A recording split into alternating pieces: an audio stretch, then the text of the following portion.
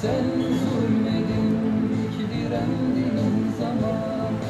Sen zulmedin ki direndin zaman.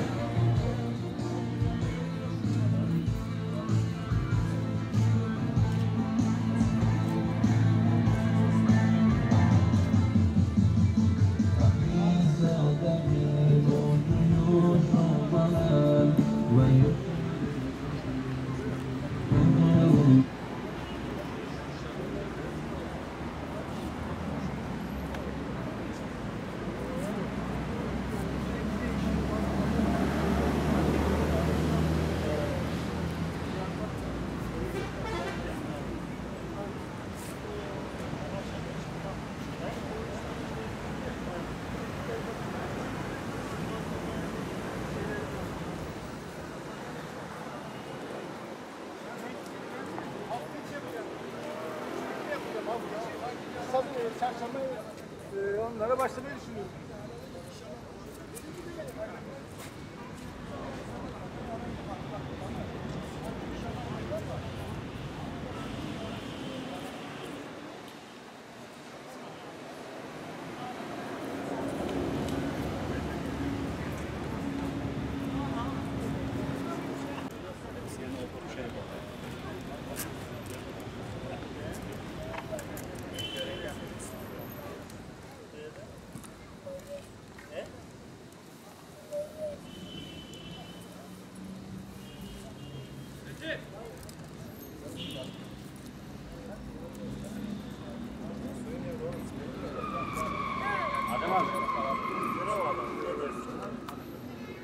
Güzel bir görev.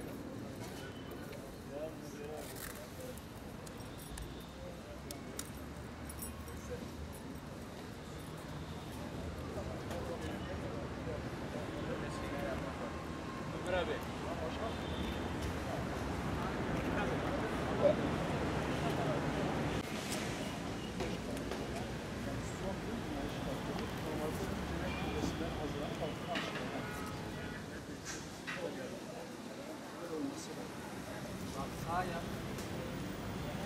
O bizim brandalar var. Başkanın brandaları burada sürmeye çalışıyor.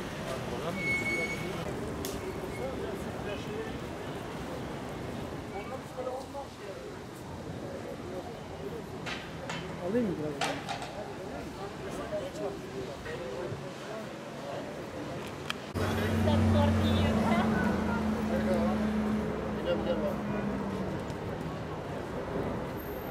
Baba oğul çek.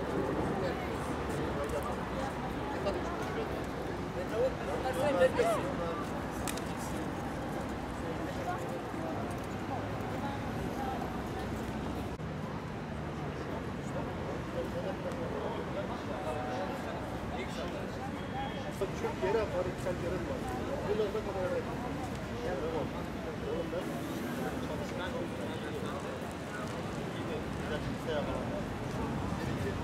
senin babanın arkadaşı.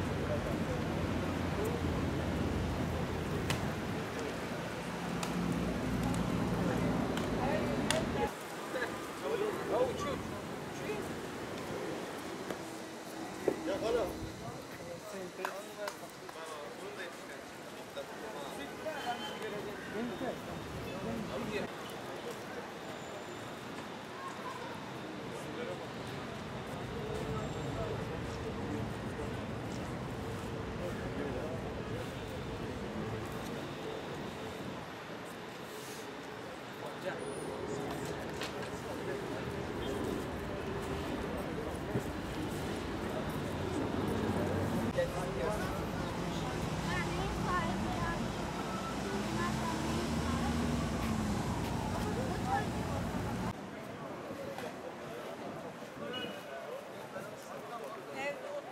Öncelikle İsrail zulmü bitmedi, devam ediyor. İsrail Mescid-i Aksa'ya girişleri kısmen açtı.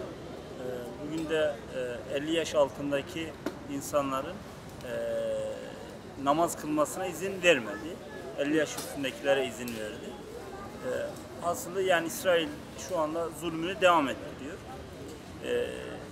Buradaki son zamanlarda İsrail politikası zaten özellikle Mescid-i Aksa'ya, Kudüs'e yönelik baskısı giderek artarak devam ediyor. Çeşitli zamanlarda zaten biz bunu ifade etmiştik. Mescid-i Aksa özgürleşmeden, Kudüs özgürleşmeden ümmet özgürleşmeyeceğini ifade ediyor. İsrail, Orta Doğu coğrafyası dediğimiz İslam ülkelerinin olduğu coğrafyada bir ur gibidir.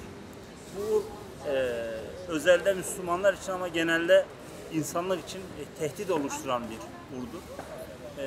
İsrail'in varlığı aslında Siyonizm tehdidinden dolayı bir tehlikedir. Bu anlamda biz kesinlikle Kudüs'ün, Mescid-i Aksa'nın özgürleşmeden bu mücadele, Müslümanların mücadelesi bitmemesi lazım.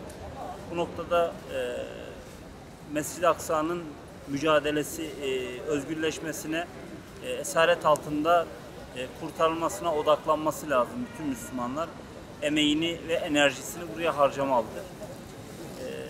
Bizim bugünkü gençlik kollarımızın, İstanbul Gençlik Kollarımızın düzenlemiş olduğu fotoğraf sergisi de bir nebze olsa buradaki zulme dikkat çekmek için böyle bir etkinlik yaptılar. Özellikle bu noktada bu tür etkinliklerin artarak devam etmesi lazım. Kudüs, Mescid-i Aksa, Filistin davası İsrail'in zulmünün ve baskısının arttığı dönemlerde gündeme gelmemeli, sadece o zaman gündeme gelmemeli. Aslında her daim gündemimizde olmalı. Bu vesileyle bu tür etkinliklerin artarak devam etmesini ve buraya da katılım sağlanmasını ben buradan çağrı yapıyorum.